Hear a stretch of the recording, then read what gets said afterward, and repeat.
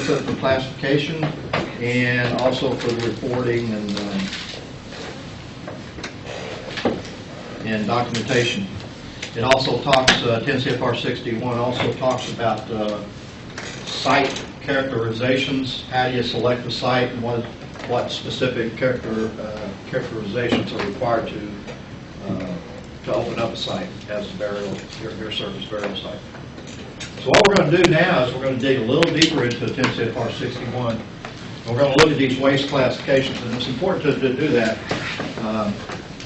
because really this is, it drives a lot of what goes on at a facility. Because if it is low-level waste and it is to be disposed of at a burial site, then there are things that need to be done as part of the processes at the facility to ensure that when it comes time to get rid of this stuff, that it meets the classification requirements to be able to be transported. Because if you don't start doing it at the origin, then when it comes time to ship it, you're going to incur kind of a double dose of getting it into a condition in which you can ship it and it be accepted by the burial site. And so these are important to our day-to-day operations. Basically, 61 came about as a result of restricted land resource issues. There's a lot of empty land in the United States. You know, if you've ever been out west, it's just wide open territory. But as we found out a little bit about politics in wide open areas like Yucca Mountain, Nevada, that doesn't necessarily mean anything. That doesn't mean that it can be used as a waste disposal site. And so suitable locations were starting to become an issue. At that time, there were 3 sites open. Barnwell was starting to run low on space, and they were projecting out and looking and saying, you know, if we continue being basically the repository for the entire nation, we're going to have to, you know, we're going to shut down. We're going to run out of space, we're going to shut down, and there won't be anything to do. So land resources were starting to become an issue in the United States as far as availability for disposal of radioactive, low-level radioactive waste. Economic factors. It was becoming very expensive because the land was so precious as far as being available, and because the operators down at Barnwell were saying, hey, you know, we don't have a so long useful life, we need to make the most of it. And so they were. And they were really jacking up the prices. And you really didn't have a choice. The Hanford site was heavily restricted. Clyde didn't exist. The other one that I cannot recall the name of right now. The other one was near being closed. And so it was just a matter of time before it did, and it finally did close. And so economically, there was a need to address it. And also to better manage the low-level waste that was generated and disposed. Prior to 10 CFR 61, it was basically a different classification system. It didn't matter if you mixed high-level, low-level. As long as you paid for the volume that went into the trench, they really didn't care. And so there was not a whole lot of accountability in managing that waste at the source. So 10 CFR 61 addressed all of these issues with its category classification process. And what it did is it drove the originators to segregate the waste at the point of generation. And you'll see how that happens here when we start talking about the classifications. But basically, you can wind up with 3 waste classifications that are described in 10 CFR 61. Class A, Class B, and Class C waste. A being the lowest activity-wise, C being the highest activity-wise. Now, as far as each one of those, as we said, it facilitated segregating it at the point of generation. So at each facility, they came up with some pretty good waste segregation programs where if you were generating some of this low-level waste, and you recall what we said most of the low-level waste was. It's just trash. You know, things that became contaminated incidental to its use. Very, very low hazard involved, low radiation levels, ultimately low contamination levels on a relative scale. And so it became a tool that really was used by the facilities to implement these segregation programs, to where you could segregate this low-level stuff and not let it get mixed in with high-level stuff and become higher-level classification. It is the lowest concentration of radioactivity. It is limited by specific isotope and by total curie content per cubic meter. Curie content per cubic meter. I've got a table here at the end of this that kind of shows you the limits. Another requirement for Class A waste is that it must contain less than 1% by volume of freestanding liquid. So if you've got a shielded cask and you've got a liner that sits inside of it, you've got a shielded cask and you've got a waste liner that sits down inside of it like this. The contents in that liner can have any more than 1% volume of freestanding liquid. This space here cannot have more than 1% volume of freestanding liquid. That package as a total cannot have more than 1% freestanding volume, which is not a whole lot. In fact, if you see any water, that's usually actions are taken to find a source and eliminate it before you ship it. Just so that you ensure that by the time it gets to the burial site, you've not exceeded that. And these are burial site criteria. And so what you have to do is, when you inspect it to make sure that you meet these criteria at your facility, it's inspecting it with a thought to the rigors of normal transport. Is it still going to be satisfying this requirement when it gets to the burial site? Because they do the inspection there, and if any of it does not meet it, it comes back to you. And you pay for it. It comes back to you.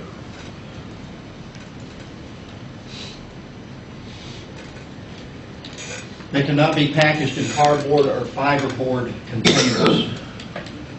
The package the material that the package is made out of must be something that is substantial, structurally speaking, and it cannot collapse or degrade from exposure to humidity and such, which cardboard and fiberboard would.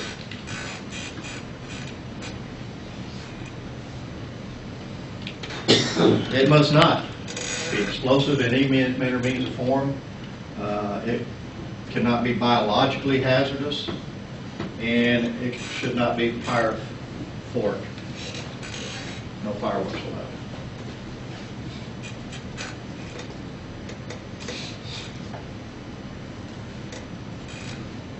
So if you've got some chemicals that may have flammable qualities to them, then they can't go without being made inert chemically.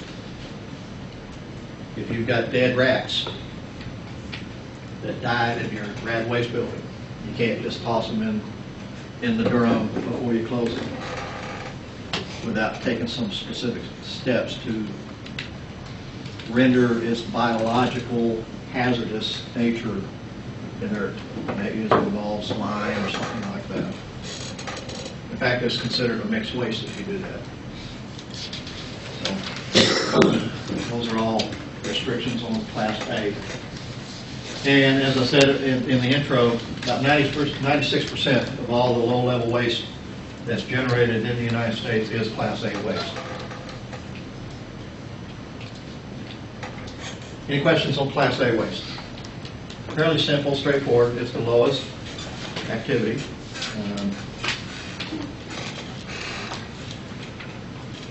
And I might point out that, well, you'll see it. Class A waste. Any questions? Let's look at Class B waste. Again, segregated at the point of generation. It is a higher concentration of radioactivity than Class A is, but it's lower than Class C. Seems logical, right? It's more than A, but less than C. For Class B waste and above, so B and C, it must be structurally stable. Structurally stable. And what this is structurally stable. So if we were to put this is a steel liner, and this would be a shipping cask. We would ship it to the burial site there. They would offload it, take it and set it into the hole. This steel is a special steel. It's made to maintain its structural integrity for something like 500 years. And the idea is that being structurally stable, when it gets into a fill and the fill is closed, it won't collapse and then cause cave-ins. And if you have cave-ins on a burial site, then you have water intrusion problems.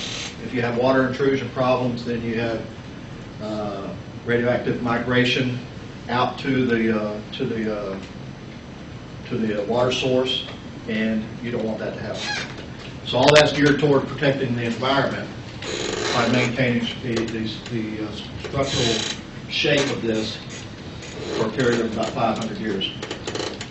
It can be done through either using a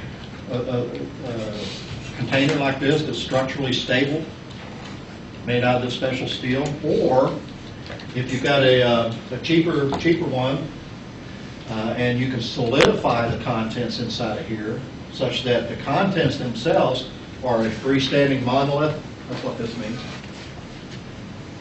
I solidify it, I mix it with concrete and let it get hard.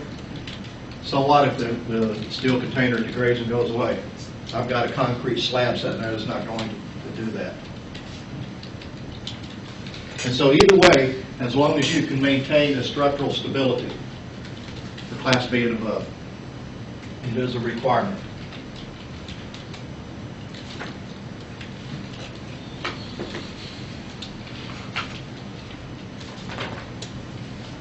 So that's basically Class B. And like I said, I've got a table here that's going to show you activity levels so you can kind of get a feel for relative activities. So Class C, this is the hot stuff. Again, it's segregated at the point of generation when you're generating some of the high-level waste, the highly radioactive waste, not high-level waste. This is still low-level waste, okay? Even though it's very highly radioactive, it's still considered classification-wise low-level waste. It is the highest concentration that's allowed. It must meet all of the Class B structural requirements.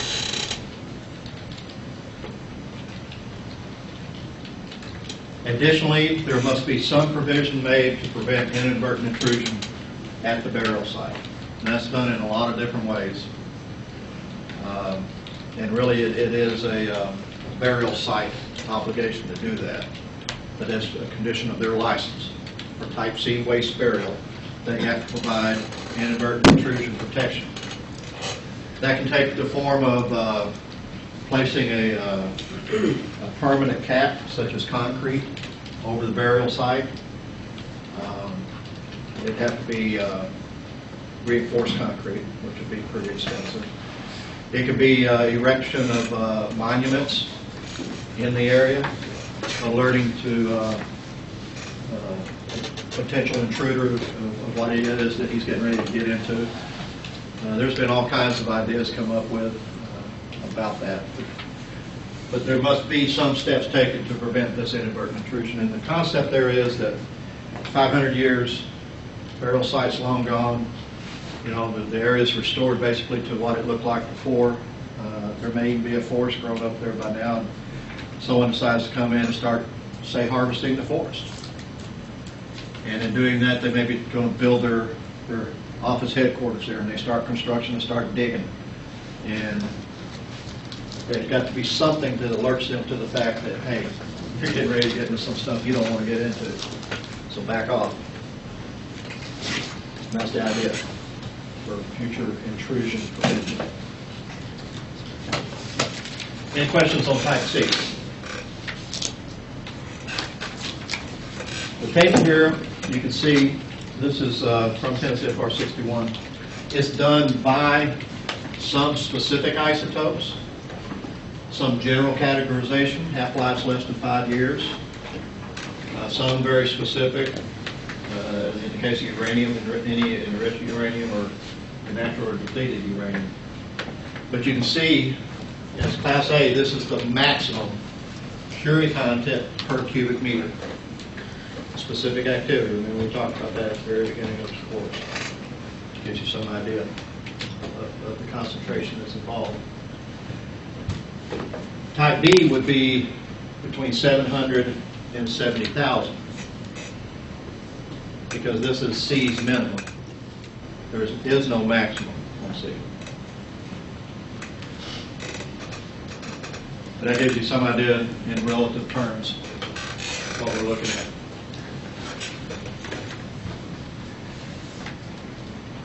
That's not required that you know this.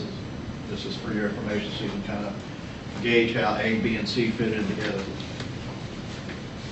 But this is all provided in Tennessee FR 61.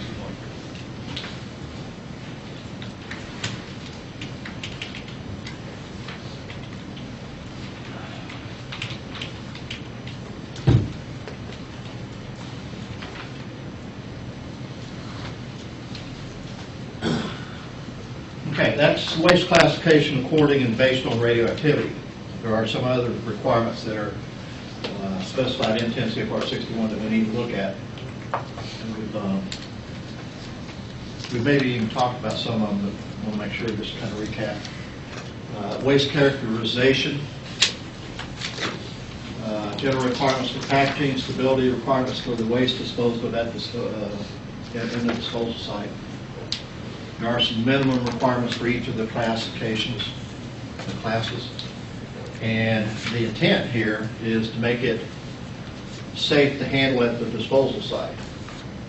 And that is another avenue of employment for y'all. That they use radiation protection technicians there just like they would at a facility. And so really it's for the protection of the folks who do the waste handling at the burial site that these things come into play. We've already talked about not being disposed of in fiberboard or cardboard boxes. Liquid waste must be solidified or packaged in sufficient absorbent material to absorb twice the volume of liquid. I think you had a homework question along those lines, and that's what I was trying to get you to look at, how much absorbent was required. It's twice the volume of the liquid.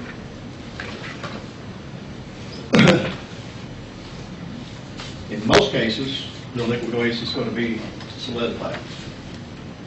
That's where it's just mixed in with basically semen. And it's mixed up and it's allowed to solidify.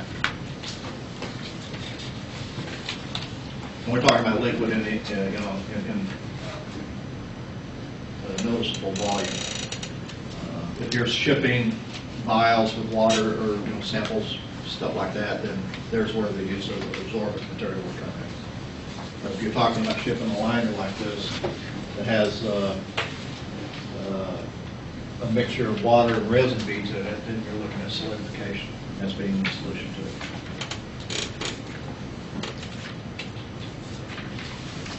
it. And this is, again, just going back to the 1% volume freestanding liquid. In no case would be allowed to exceed 1%.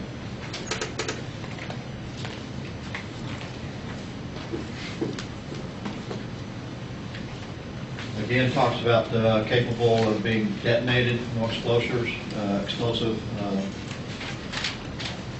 material or material that may become explosive during decomposition. Talks about toxic gas generation, or fumes that might be harmful. All this goes into the chemical classification of the waste shipment that's done after, when you're filling out the paperwork, actually. And when it's talking of the gases and vapors, it's not referring to radioactive gas waste that's packaged. And it's described in the regs. No pyrophoretic material. unless it's treated and prepared to where it's not flammable. If it is a waste gas, radioactive waste gas, it's got to be packaged at a pressure that will not exceed 1.5 atmospheres at 20 degrees centigrade. What is an atmosphere? I can't remember the number. Anybody know the value? No, 33 feet. 33 feet. 33 feet? Yeah. I've never heard of expressed in feet. Like if you're diving and stuff. 14.7 psi is the pounds per square inch, absolute. I think that's That's what where it happens. reaches and like if you're a diver and stuff. Yeah. It's like around 32, 33 feet. That's where it reaches that pressure. So if we use the 14.7 psi, you can see it's not talking about much pressure at all. So it really can't be pressurized a whole lot. Total activity must not exceed 100 curies per container of the gaseous waste. So there is a curie content limitation on gaseous radioactive waste, 100 curies per container. And that's just basically saying that if it contains a hazardous biological, pathogenic, biological material, basically, it needs to be rendered or treated such that it is no longer a hazard. And you do run into that occasionally in plants. And I'm sure you probably run into it out of Savannah River because of the wildlife that's out there.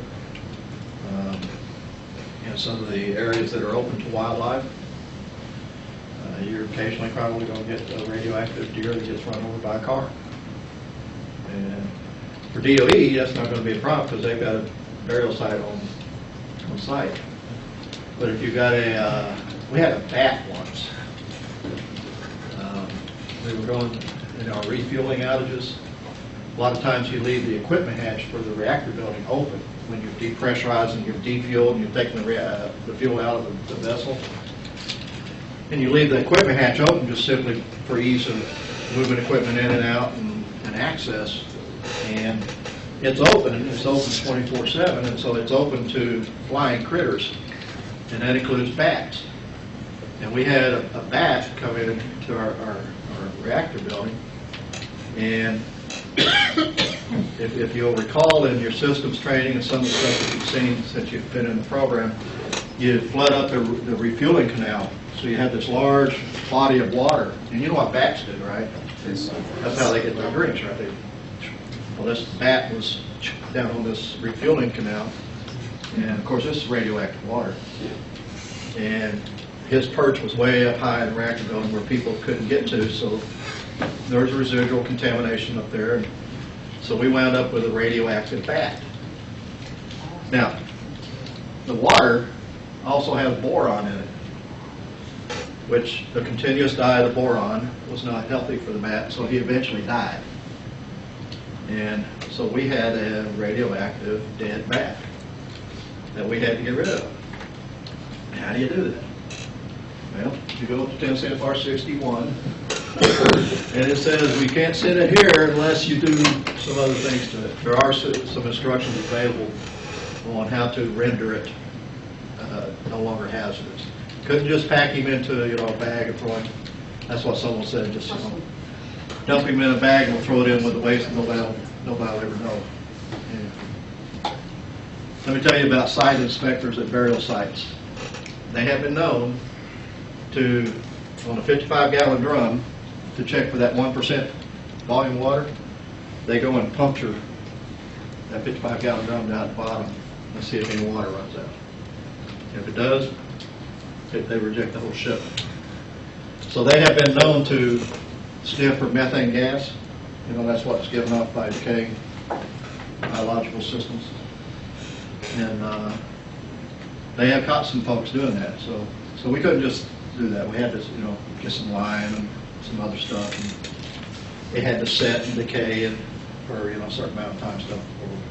And then when you put it in the shipment, you have to make sure you put it on your manifest that it's there. Okay, so they take it very seriously, NCFR 61. But you'll run into things like that occasionally. Waste stabilization, we talked a little bit about that, why we want to do it, because of slumping and collapse, other failure at the disposal site, and that's going to allow some water intrusion. We do not want that to happen. It's also oftentimes a factor in this inadvertent intruder, because it provides that thing that they're going to bump into when they start digging. They're going to run into something significant, like this liner or the chunk of concrete that's established. So it's important. All waste must be structurally stable. Yeah. How deep do they have to take it, the driveways? There's a minimum depth of the cap. They don't bring it. It's near surface, just from the standpoint of it's not a deep repository. It's an open trench typically, and I would say probably 10 to 15 feet from the top of the highest waste in the trench to the top of the trench, and then you put a cap on that, which is usually clay, and that's a radon cap. That's the trap radon. There will be a moisture barrier put on it, and then there's a clay cap put on it. So you're probably looking maybe 25, 30 feet of earth that you'd have to dig through to get to waste. And I think it's dependent upon the site too, the site characteristics. Let's see.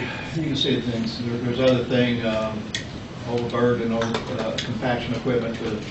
The stability has a lot of things, factors going into it. How much moisture there, microbial activity, and also taking into account radiation, especially high doses of radiation, can have a detrimental effect on the structural stability of some metals. So all that's figured in selecting the metal that you construct the containers out of.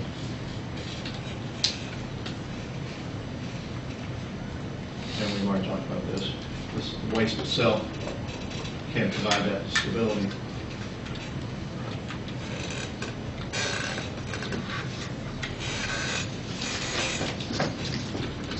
And again, about the liquid and 1% volume. And here's an ore. If it's a freestanding monolith like this, if we were to solidify that, then your limit is 0.5% of the volume.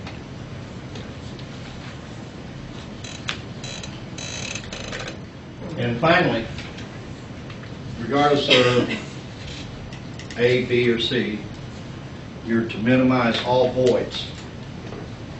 Now, in a case like this, it's not a big deal because you filled it up and we'll say we solidified it, and it's usually pretty full, and it would about the only void would be the very top, a few inches of this. Well, let's say we take this same steel liner and we've used it to dispose of filter cartridges over time. And you have these filter cartridges just kind of that have been dropped down in there, and there's all kinds of void space that has to be rectified. You can't just ship it like that. And usually how that's handled, they've come up with a device now that's kind of like a shredder that periodically you set it on top of here like this, and you've got a heap of ventilation set up so that you're taking care of any airborne issues. But you'll go down and you basically will shred that material, because it's made out of paper typically, or some very light gauge metal, and you'll shred it, and it will compact as you put more stuff in on top of it. That's one method. But you've got to address this void space. You can't have void spaces like that in human waste packaging. And when we get to talking about the processing of solid waste and liquid and gaseous waste, we're going to talk about some of the methods that are used to address that very issue. in addition to the shredding thing. Compaction is one of those. They've got compaction machines now that just, you'll be amazed what they do. If you've done your reading in Goulden, he's got an illustration of every 55-gallon drum that goes through a super compactor.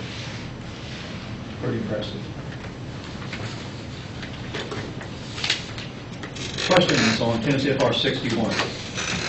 10 CFR 61. That, you really kind of need a really good feel for what it does, the different waste classifications, the requirements regarding stabilization, the requirements started regarding freestanding liquid, those things like that, the different criteria that's placed on low-level waste being sent to near surface barrel facility. We're going to move now into high-level waste. Everything we've been talking about up to this point is classified low-level waste. Even the highly radioactive filter cartridges, resin, things of that nature. Although radioactively speaking, from a dose rate standpoint, we would say, hey, this is pretty hot stuff. That's a very small percentage of that 96% that's low-level waste. Most of it is the stuff that's not very hot, or not very contaminated. But this is a whole different classification, a whole different category. So it is significantly hotter, and we're going to talk about that here in a little bit. Let's go ahead and take our break. I think Kristen will be coming in here shortly. And any questions? Why don't we say 5 after? That gives you about 12 minutes.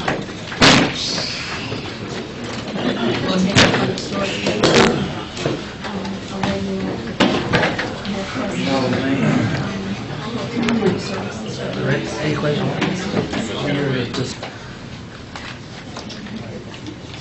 High level waste. We've been talking about low level, and now it's time to move on to the big stuff. High level waste. Two basic sources of high level waste. One is the waste that's created when we're reprocessing used reactor fuel. That will consist mainly of fission products. And the other is the used spent nuclear fuel itself. That's high level waste. So it's either the spent fuel itself or waste that's generated as a result of processing the spent fuel. Now, I will point out to you that for our purposes, spent fuel is considered a high-level waste. But technically speaking, spent fuel is not waste because it still has a considerable amount of usable uranium and other isotopes in it. The problem is we have no way of reprocessing in the United States to reclaim that, so it's kind of, for the time being, lumped into the high-level waste category. So when you're talking about that, keep that in your mind. Possibly in your lifetime, we may actually get to the point in this country where we can reprocess fuel. France has been doing it for a long, long time, and they've been doing it quite successfully. That's the whole premise behind the MOX facility, is to be able to take reprocessed fuel, uranium, or in MOX case, plutonium from deactivated warheads, and mix it with fresh and reconstruct reactor fuel for use, again, in a reactor. But as I said, right now we don't have that capability in the United States. So we categorize it within the high-level waste category. Now, as far as specific sources besides that, but in the different sectors in our society, one would be from the civilian or commercial power. That's the fuel assemblies that are removed from the operating cycle of commercial power plants. They are not currently processed, but are normally stored on site, and we're going to talk about that toward the end of this, how we are storing our spent fuel. But again, in a typical operating reactor, they will replace about 1/3 of the fuel assemblies every refueling outage, so every 18 months to 2 years. They'll take 1/3 out, put it into a spent fuel pool, and put 1/3 new in. And then the next cycle, they'll take that next third out. And so every cycle, you remove about 1/3 of it goes into the spent fuel, and that means that it's been through 3 cycles in the core. And so it's not that we haven't tried to burn it out, but we have. But with the physics and the geometry that are involved, 3 burns, 3 cycles is about all the useful energy you can get out of it without doing some reprocessing. Excuse me. We also have spent fuel assemblies that come from our defense or from naval power. Considerably smaller, much less of it. And you might be interested in knowing that's about the size of these small modular reactors that we're talking about deploying in this country. And so there's not that we don't have expertise in small modular reactors. That's what's on our naval vessels. But the expended fuel from there, they burn their fuel considerably longer than what commercial power does because it's a higher enrichment. And so they can go much longer between fuel cycles. They don't have to refuel every 2 years. Last I heard, they were refueling like once every 5 years. Is that what you remember, Robert? Yes. 5 years? You're more recent than I am. Those fuels, just for point of reference, the fuels that are taken from naval vessels are taken up to the Idaho National Reserve. And that's where they're stored, and they are processed to some extent up there. And then we have the DOE fuels. The reactors, of course, if you're familiar with Savannah River, the same story was at Hanford site. There were production reactors where the fuel was run for the purpose of generating or producing plutonium.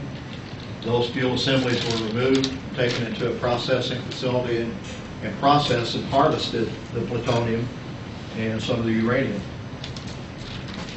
The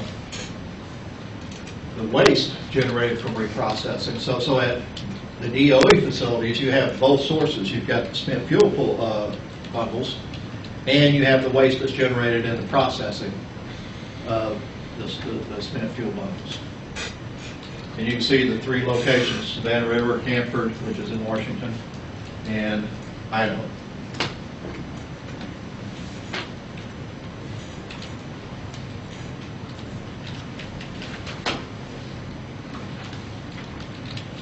Now a little bit more about the waste that we currently have at the 3 sites here, and then we'll move on into a different slant on this. At Hanford, Savannah River, and West Valley. West Valley, I'll get to that in a second, but West Valley was the first and the only commercial fuel processing facility in the United States. We did it one time.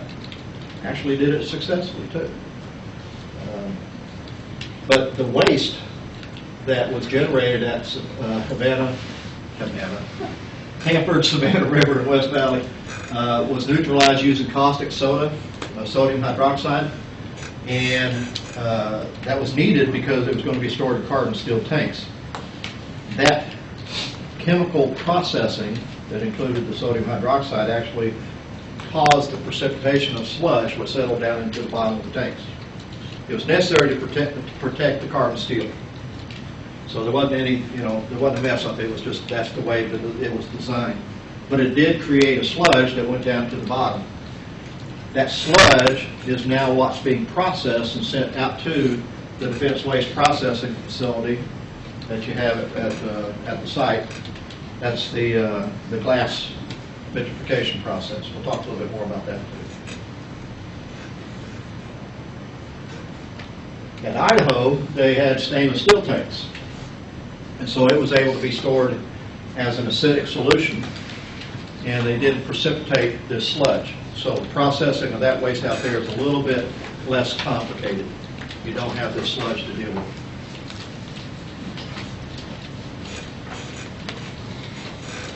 So with that being said, let's back up now and talk a little bit about the basic high-level waste processing.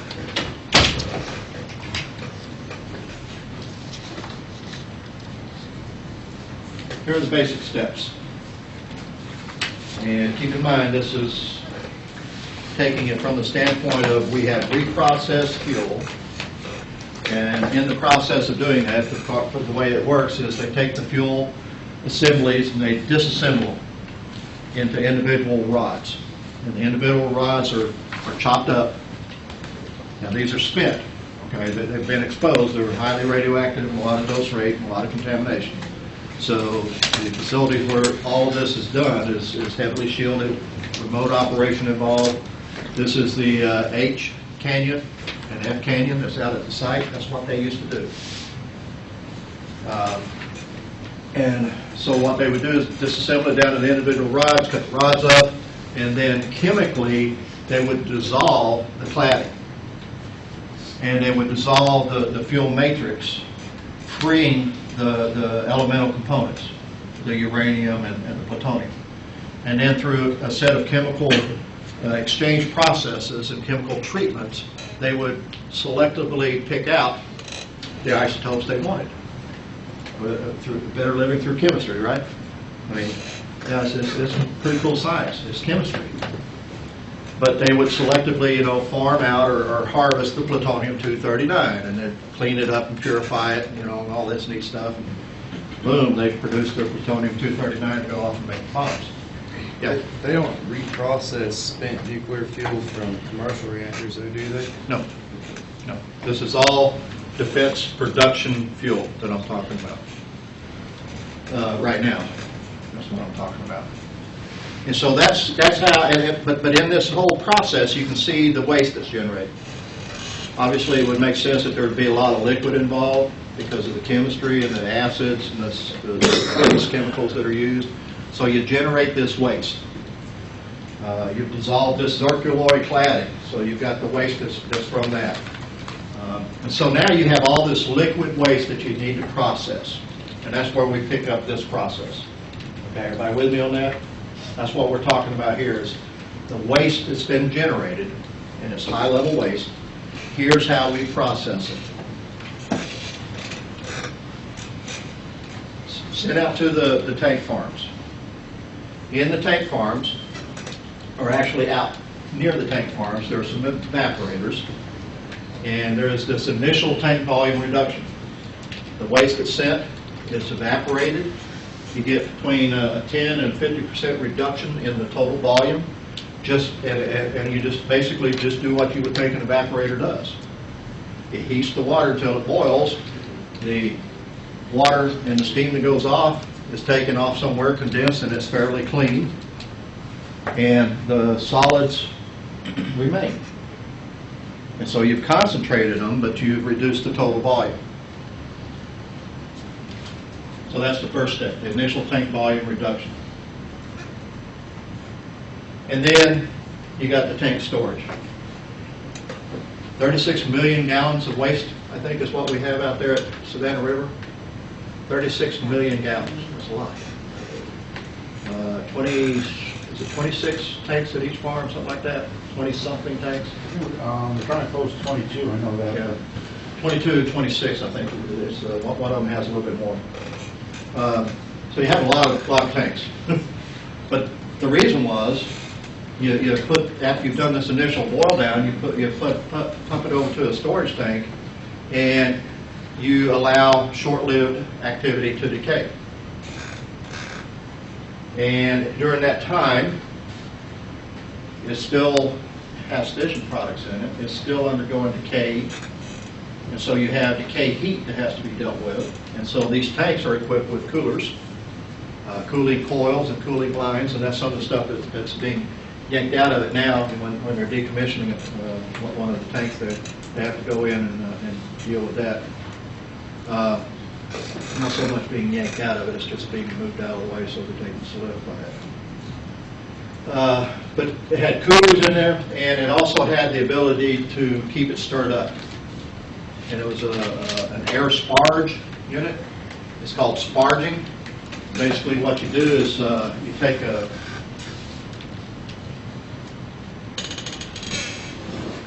tank,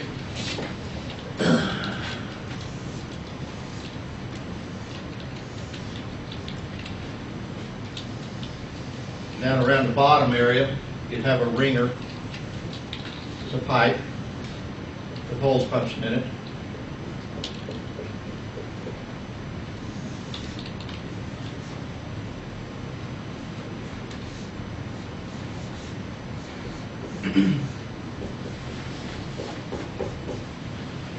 And you feed air.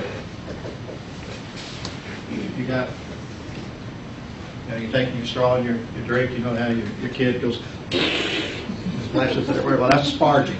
Okay, so when your kid does that next time, just think of it in terms of sparging. But air would come up, and what it does is it has a tendency to keep it stirred up. And you want to do that to keep the precipitates from settling down. Okay? And over on this side, you've got a vent that goes through a filter so that you can vent it off and not over-pressurize the tank. So while it's in storage, while the liquid is sitting there and the low-level activity is going away through radioactive decay, you keep it stirred up, you cool it as necessary. All the parameters are monitored in a central control station. Pretty simple, straightforward process.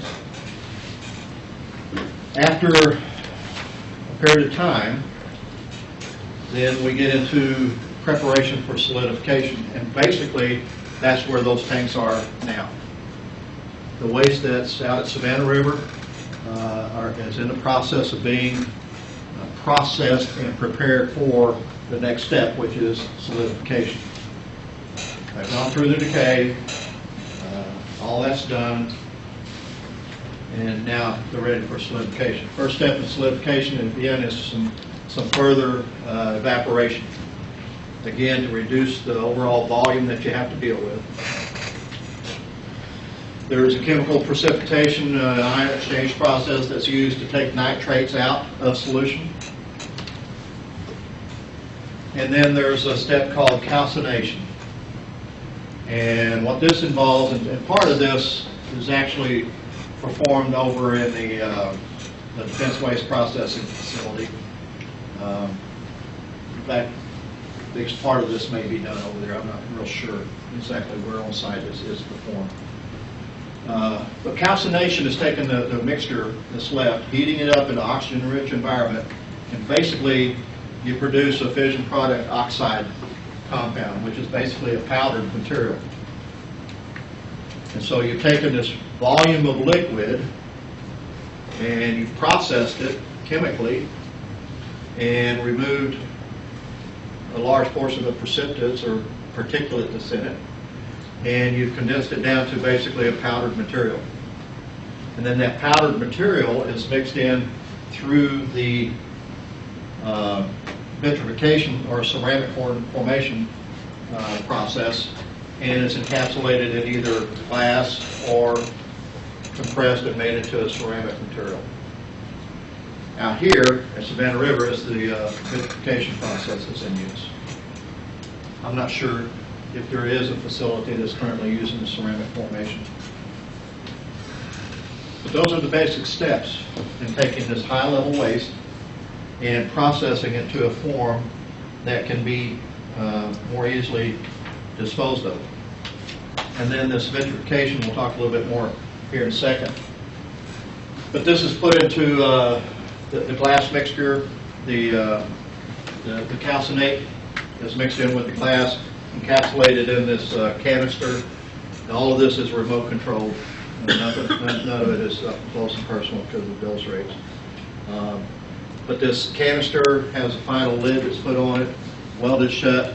It's taken remotely, put into a vault, and there it sits today. There's two buildings out there. I'll show you. I think I've got pictures of them coming up here that contains what's been done. That's the basic process. Now, as I said earlier, this West Valley Any questions on the process before we move on to bid? In essence, a very simple process, but very complicated. And very, a lot of chemistry is involved, a lot of, if you consider that all of this is done remotely, you've got all the valves and pumps, components that go into comprising the equipment that does all of this. High heat that's involved, you're dealing with molten glass, and it's all done remotely. Pretty intricate and very sophisticated. But by today's technology standards, it's antiquated, but it still works. It still works. H Canyon right now is the only remaining operable reprocessing facility in the United States. It was built in the 1950s. And it was built in a period of time of less than 4 years. It is still operational. It's still fully functional.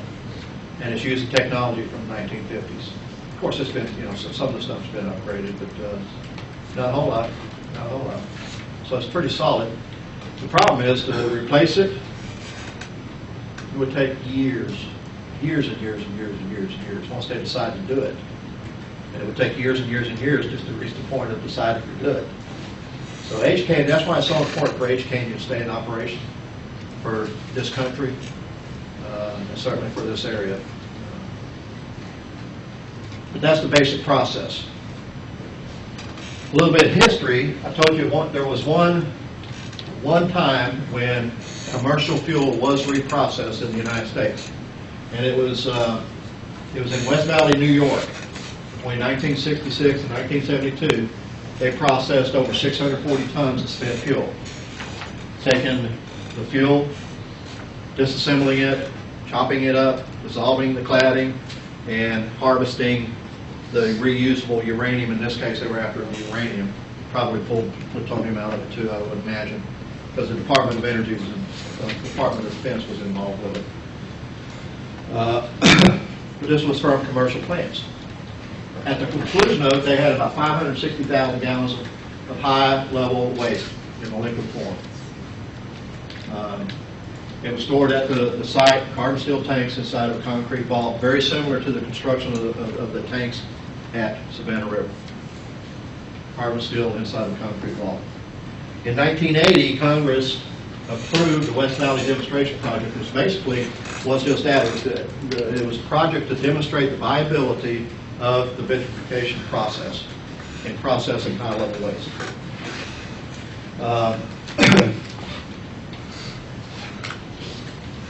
The idea was that they would incorporate the waste into more silicate glass, which was boron-impregnated glass. Boron being a neutron absorber, I think that was the main concern there. And it would be placed in sealed canisters 10 feet long by 2 feet high. That's the same size of canisters that's used out at the Defense Waste Processing Facility today. And it is referred to as vitrification. They would take these ion exchange materials from the processing, the sludge from the tank, bottom of the tank, the highly radioactive stuff, feed it into a mixture, into a ceramic melter where it was basically converted to glass, and then poured into the canisters. The canisters are sealed, and they're currently in storage. It began processing waste in 1996. In 2005, they finished. And all of the waste has been processed and produced 250 canisters of high-level waste in glass.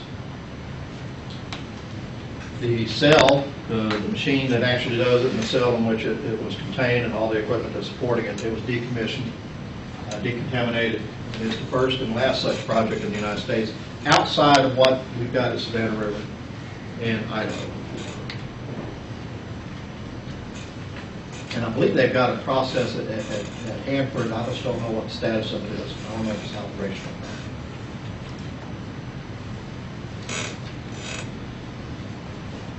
So that's the commercial effort. DOE basically uses the same process that we talked about. In fact, it was developed about the same time as the West Valley process was developed. I've got a little schematic, let's see if I can get it to come up here, that shows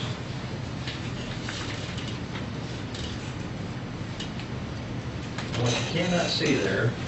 That says Defense Waste Processing Facility Overview. The lousy color reviews on the slash. Let's give over 6 division. He may still be around. You know him? He's my boss. He's your boss? He's a big shot. Don't tell him I said he should be ashamed, okay? He's heard worse. Here's an overview.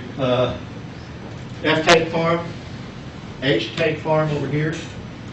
There is a piping, inter-area pipeline connecting the two. Any waste that's over here in the F tank farm that's going to be going through the processing is basically pumped over there and it's processed over in the H tank farm. The other notables on here, that's where you work, right, Jerry? Yes, sir. Okay. Right next to it is the Defense Waste Processing Facility. That's the glass vitrification processing area. And here is where the future salt stones, and I guess it's in construction, right? Yes, sir. Various stages of it. 2016 is the new. 16 is the new date? Yes. Okay. But this kind of gives you an overview of the entire thing. Here you go, 22 tanks at F tank farm and 29 tanks at H tank. 2 evaporators over here, 1 evaporator over here. You said they pump all of it from there to there? This says 2.2 miles. 2.2 miles of pipeline. This is totally uninhabited and separated by space. It may even be underground, I don't know. I've never been there. You have to go through a lot of effort to monitor that, I'm sure. Yeah. What's that stand for, Jared? Do you know? ETP? Affluent, no, I don't know. Affluent is the first word. Extra charitable process. Huh? Extra charitable process. Extra thermal process. Okay. A typical tank. And here you got 36.5 million gallons of this that's generated. A typical tank, here's what you have it comprised of. And it's interesting, look over here. Here's the volume, 33.6 million gallons, and this is all of them together. You have about 43% of it's this salt cake, 49% of it's this salt supernatant. But here's the interesting mix, is that's the Curies over on here. That 46% of the Curie content is contained in this sludge. So most of your activities down here, this is the stuff that you really are worried about in the sludge, as far as very highly radioactive. Although you have, 51% up here, this does have some cesium, and it does have some strontium, and that is processed out of it prior to being sent over to saltstone. But you can see here some tank pictures. You kind of see it's really very clear, hardly any deposits. But as you start moving down, you start seeing the deposit, the salt cake, and then down in the bottom it's sludge. You ever been in a septic tank?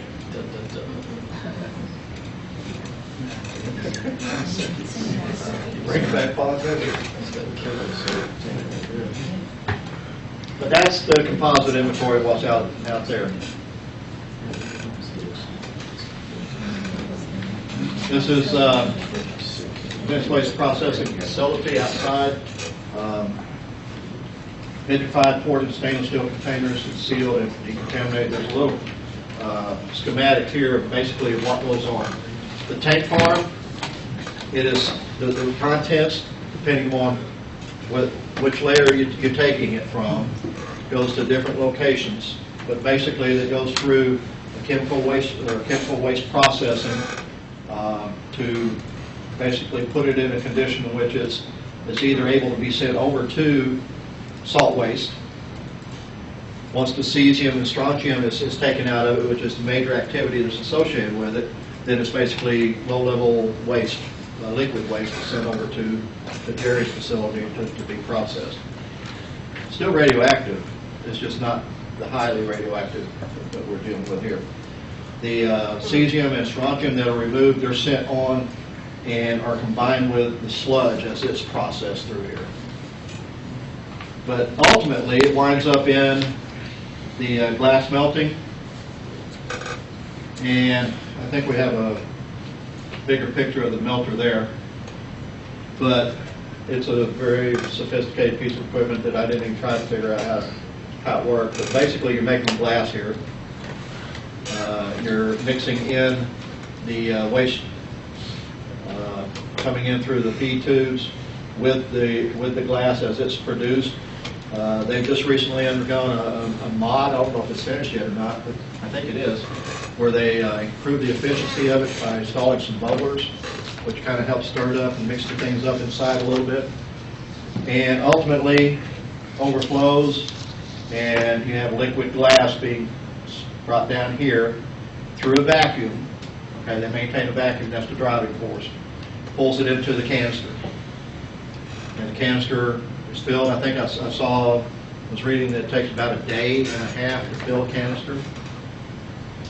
But once it's filled, allowed to cool, a lid is placed on it, and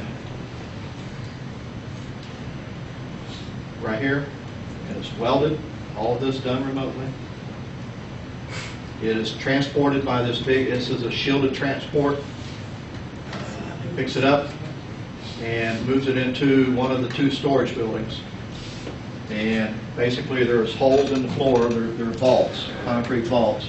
He drives over the hole in the floor, lowers the canister down into it, releases it, puts the lid on it, bolts the lid down, and there it is. There are currently two buildings. Storage building 1 here. Oops. Yeah, there we go. Here is full, and they're in the process of adding to storage building 2 now.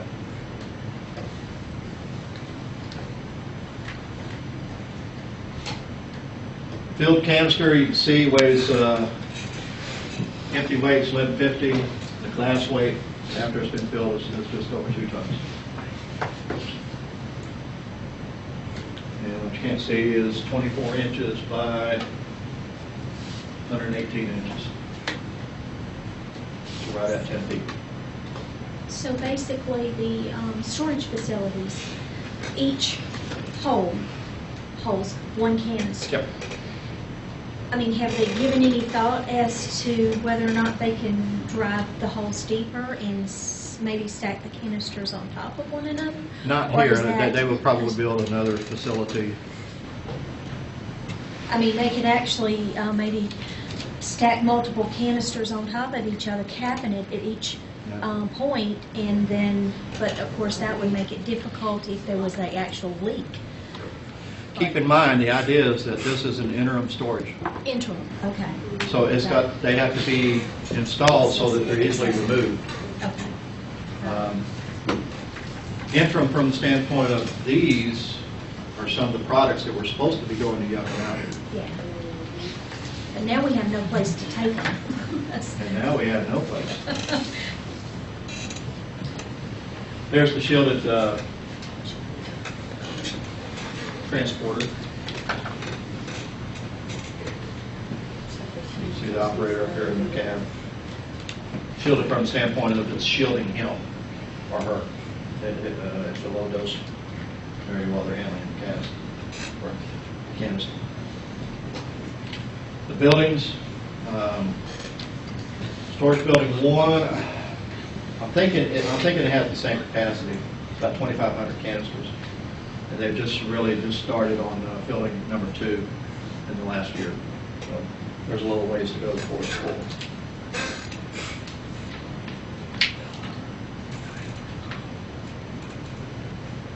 Must be it. It says glass waste storage buildings. That gives you some idea of the facilities themselves out there. and how all the process basically works together. As far as actual inventory, this is current as of 2011. It's taken from the, I think I've talked about it here. Taken from a report from the Blue Ribbon Committee that was formed as appeasement by the Obama administration when they closed Yucca Mountain. Remember that? But when they put together the numbers, here's what we got currently. Commercial depleted fuel, PWR, you can see, is not quite as many as the BWR. These are full assemblies, right, as they're taking out of the reactor vessel. As far as liquid waste inventories, you can see Hanford has the majority of it, 62%, 220,000. I think this is cubic feet, if I'm not mistaken. I should have units on it, but I don't. Versus the 38% that's out of Savannah River.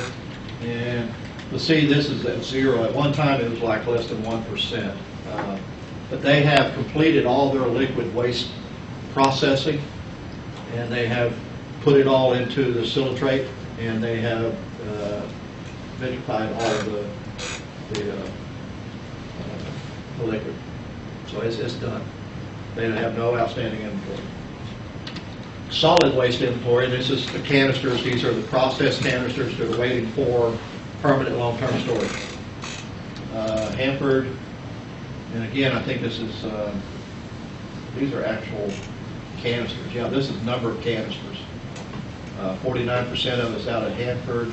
We got 75, 60 out here at, so really it's got to be more than what I said on that drawing. But these are actual number of canisters. Where were the canisters at Hanford reprocessed at? I'm sorry? Where was the vitrification process on the Hanford? Out there. Out there they did Yeah. that too. So apparently they do have a process. I don't know if it's currently operational or not. And then at Idaho, they process this is their solid waste inventory. All of these are ready to be put into some type of long-term storage facility. Any questions on high level?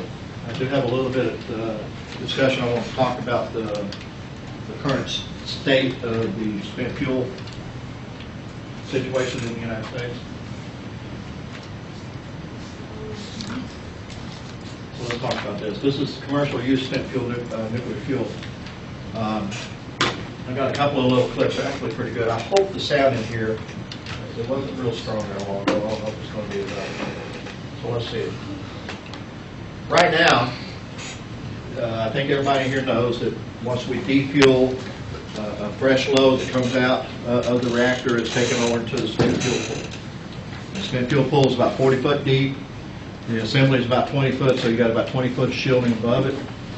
It's a cooled pool, in that it is cooled to remove the decay heat that's generated by these spent fuel bundles when they come out. That's the design. That's the way all of the PWRs have been designed. All the BWRs have been designed like that. That's part of the process, part of the fuel cycle. What was not part of the fuel cycle is for them to stay there indefinitely. The idea was that after a period of time, they would be brought up, packaged, and sent to some either reprocessing facility or long-term storage facility. That was the idea. This is a little film clip that talks a little bit about the fuel pool storage.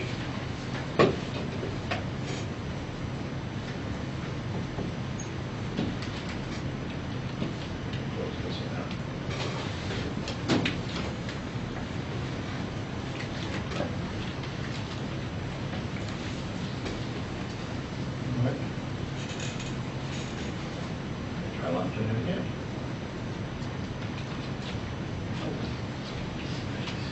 It is accessible on the NEI website.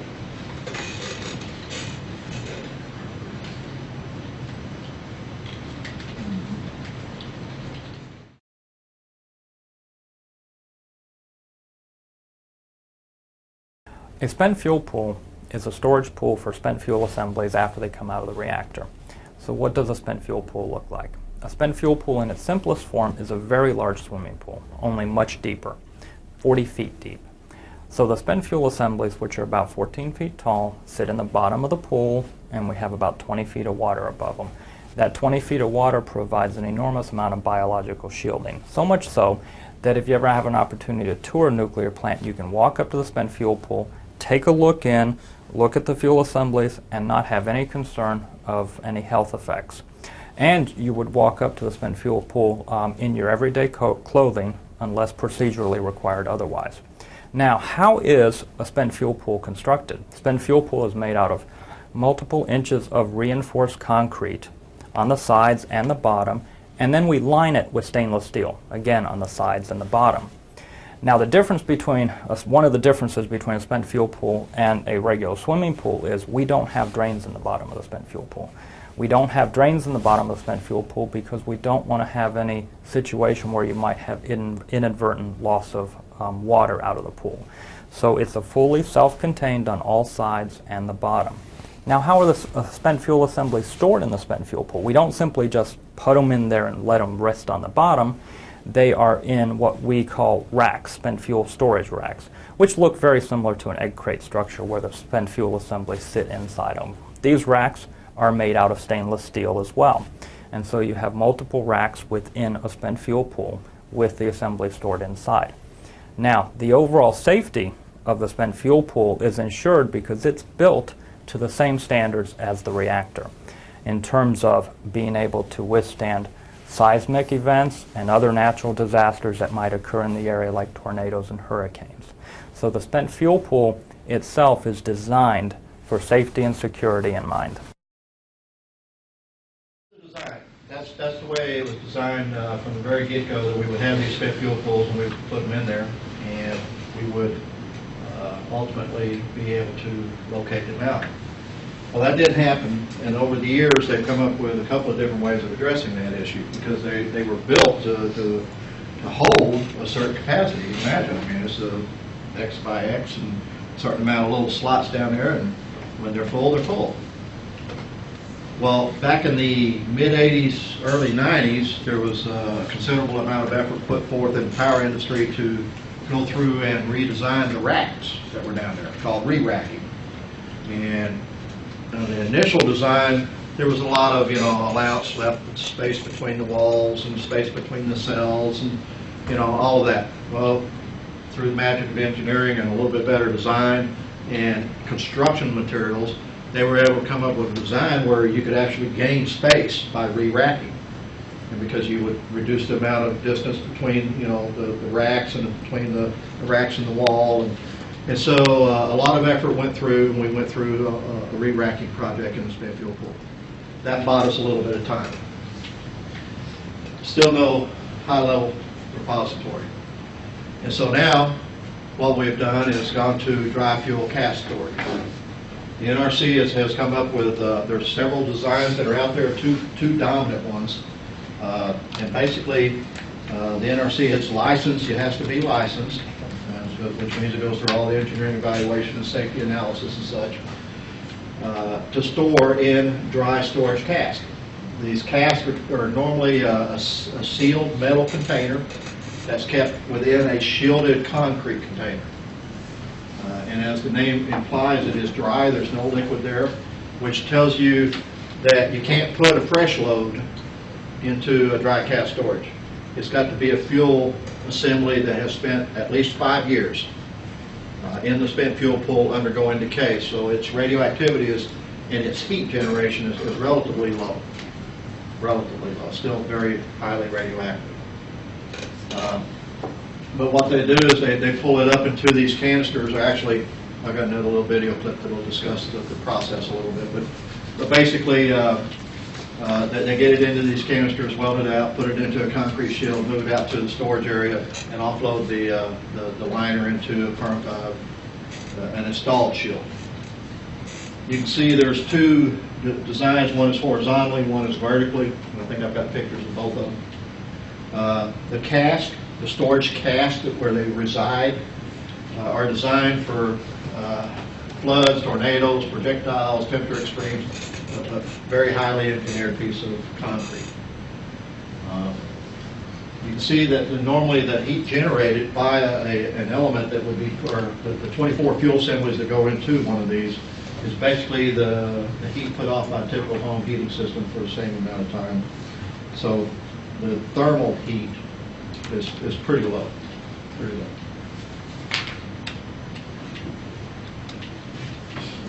Some key features as far as the storage area in the facility. One is that the physical security is what we're talking about here. You've got to be able to detect an intruder. You have to be able to assess these alarms and determine whether they're false or real, and also to respond to an intruder. And you have to be able to solicit and obtain off-site assistance from local law enforcement, state and federal agencies. And it's worth noting that over 20 years that this process has been in, we implemented at Arkansas Nuclear One, we implemented dry cask storage in 1991. So that process at A&O, Arkansas Nuclear One, has been in place since then. More and more facilities are having to go to it. DC Summer is starting their project, I think this spring. They're not dry cask storage yet, but they're starting to build their facility coming this spring, and they'll have to go start going to it. I think two of the hatch sites have it. Vogel does not have it right now, but I think they likewise are planning on going to it. But they've been shown to be effective and able to maintain their safety. There's not been, to this date, any known or suspected sabotage or attempts to damage it. But, you know, not too long ago you could say the same thing about the federal facilities, but with this recent thing at Y-12. Everybody hear about that at Y-12? Anybody know what I'm talking about? Nobody? Really? Okay. Quick story there. Y-12 is a facility that's near Oak Ridge National Laboratories, and it is the nation's storage repository for enriched uranium, plutonium, high security place. I'm talking high security place, or at least so they said. And I mean, you know, thing that science fiction novels, you know, the different intruder barriers that you have to, you know, get through, and laser beams and motion detectors and everything. I mean, state-of-the-art stuff. The protection force that, you know, just, I mean, they carry around, they just look mean. Well, I think it's about 3 months ago. Probably get the ages wrong, but 72-year-old nun and her two companions, which were 60 and 70 years old, managed to break in through the different barriers, unchallenged, and spent 2 hours spray painting graffiti on the side of the building where there's uranium and plutonium is stored. They were peace activists.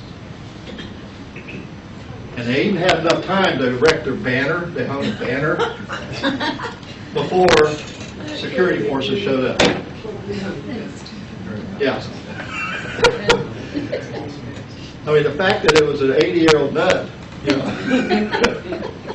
and it's supposed to be the most secure facility in the United States Department of Energy, had to do with enriched fuel and stuff like that.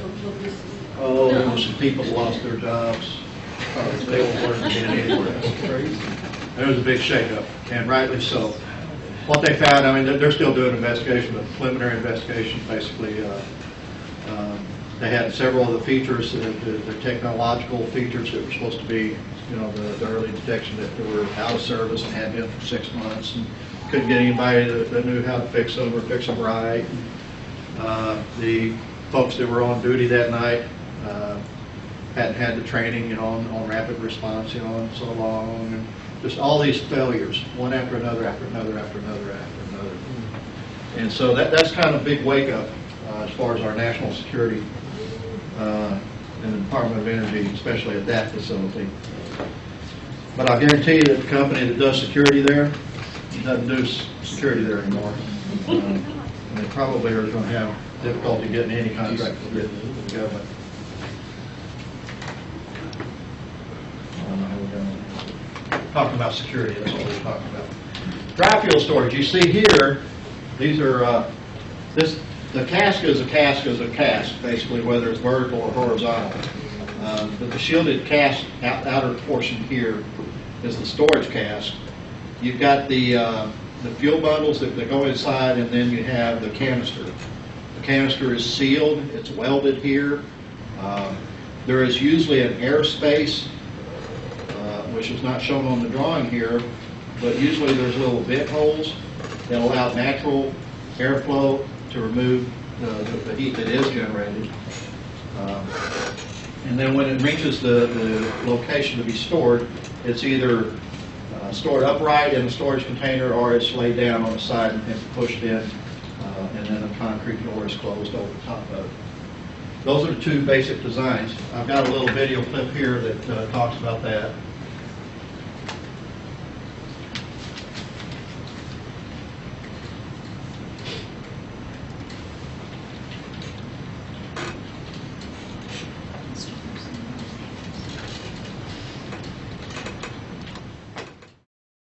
Inside the dry cask storage systems, there's a canister that contains the used or spent fuel.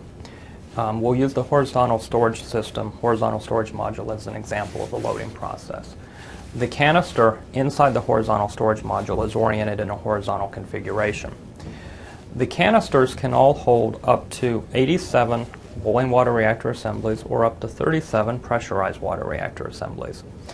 The canister is placed inside a transfer cask, which is then placed in the spent fuel pool. In the spent fuel pool, it goes in an area which we commonly refer to as the cask loading pit. In this image, that's the circular region at the bottom of the picture. Other pools may have a slightly different configuration.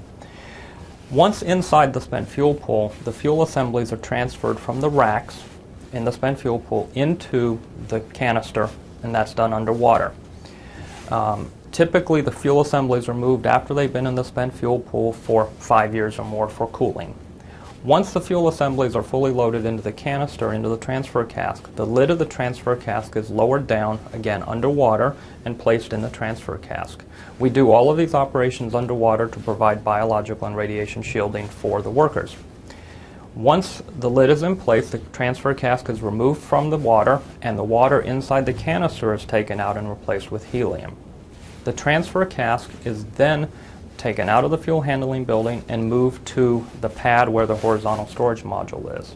Once there, it is connected to the horizontal storage module, and the canister is moved from the transfer cask into the horizontal storage module to complete the process. Now, dry cask storage in either form, horizontal or vertical, at our sites is not a long-term solution for used fuel management. It's simply an interim step until the federal government meets its obligation to remove fuel from our sites for ultimate disposal. That's pretty much the dry fuel.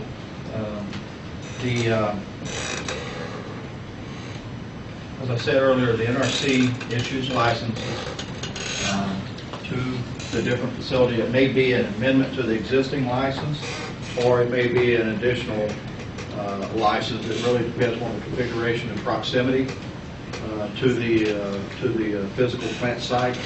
If it's within their security area, or if a separate security area had to be constructed, that kind of dictates the license. But you can see these are the locations of the licensed operating facilities that have the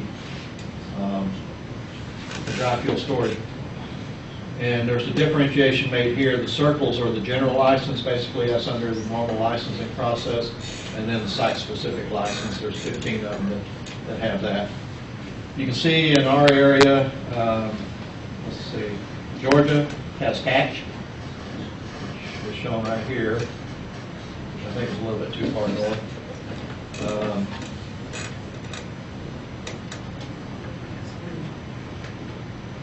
North Carolina has McGuire. South Carolina, Oconee, Robinson, Catawba. You'll see D.C. Summer's not on there yet. Virginia, So there's quite a few in our region. Florida, I was surprised. St. Lucie is the only one.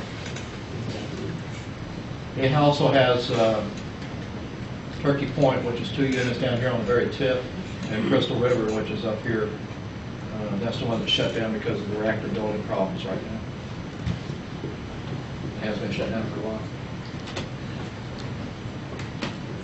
As far as total amounts, to give you an idea through the United States, nuclear fuel that's in some level of storage.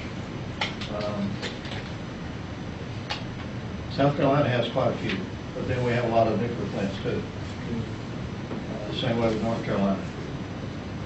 Georgia, Florida, 2960. And this is metric tons. Any questions on the dry fuel storage or spent fuel? The last thing I want to talk about is kind of give you an update and just recap and revisit the dilemma that we've got ourselves in right now as far as disposal. Just to recap a little bit, 82, Congress directed the Department of Energy to build a geological repository by 1988. That was the deadline. Okay? That was to be a repository for used nuclear fuel and also for the high-level waste that's generated, the vitrification fuel waste that's generated. There was a nuclear waste fund generated. And what you need to understand there is that this is money that's been paid by ratepayers. There's no tax money involved here. All right. Whenever you paid an electric bill, it had some of this on it, and it started back here. Actually, it's right after 1982, and that was to support the civilian part of the program, getting her going. Congress and President Bush approved Yucca Mountain as the site in 2002. DOE, as their part of it, they submitted a license application to the NRC in 2008. Everything's on target. However, the Obama administration decided to terminate the project. The project was actually to the NRC for purposes of reviewing for license issuance. And with that license issuance would have been the first step in actually putting waste in the ground. In January 2011, DOE announced the formation of a Blue Ribbon Commission to make recommendations. And this was in keeping with the President's promise that he would resolve the issue. Their report was issued January of 2012, January of this year. And here's what they said. They acknowledge that there's a political stalemate in existence and that we need to find a way to move beyond it. The core difficulty remains, here's a quote, core difficulty remains what it has always been, finding a way to site these inherently controversial facilities and to conduct the waste management program in a manner that allows all stakeholders, but mostly especially host states, tribes, and communities to conclude that their interests have been adequately protected and well-being enhanced, not merely sacrificed or overridden by the interests of the country as a whole. And that summarizes basically what they said in the report. There was something like 7 recommendations that they made. Not a single one of them was specific. Not a single one of them was aimed toward finding a way to move beyond it. When they meant by move beyond, it means to shut up and stop talking about it because you're getting on our nerves and you're fixing it. I'm sorry? They meant just stop talking about it because you're putting us on the spot and we don't want to have to deal with it. Yeah, Don't talk basically. about it, don't deal with it. Basically. And where does it stand today? Well, all the legal proceedings are going toward, there's suits that are underway. South Carolina has an outstanding suit along with, I think, 13 other states against the federal government for misuse of funds. See, there's even some allegations. You can go online and find some blogs that tell you a lot of stuff. But you have to be careful with believing what it says on the blog. But You know, basically that this nuclear waste fund was used to, in essence, keep the government solvent. They use the money just like they do our Social Security money for other things other than what it was intended for. But the problem is, as I've just shown you, we're running out of space. And for nuclear power to continue to be a viable energy option, we've got to resolve this issue of long-term, high-level waste repository. It just has to be taken care of. So I encourage you to be active in that as you pursue this new career. Get involved with the politics of it and push for a resolution. The technology is there. H Canyon, like I told you, built in the 1950s, and they processed I don't know how much fuel for the purpose of harvesting to get plutonium from bombs. Likewise, we could move toward that, reprocess the fuel that we've got, save our uranium resources for later down the road, but no one's going to want to pursue that process until there's a solution to the waste that you generate, because that's going to be a liability in that process. So it's got to be resolved. Any questions or comments? You know where I stand.